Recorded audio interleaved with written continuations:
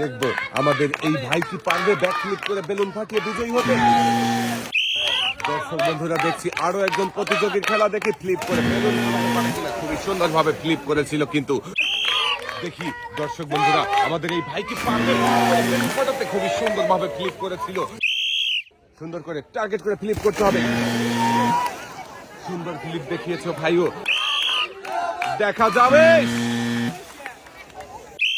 Back flip করে balloon ফাটানোর মজার খেলা দর্শক বন্ধুরা আপনারাও দেখতে থাকেন। দেখি আমাদের এই ভাই কি পারবে ব্যাক ফ্লিপ করে বেলুন ফাটিয়ে বিজয়ী হতেন না মিস। দর্শক বন্ধুরা দেখি আমাদের এই ভাই পারে কিনা।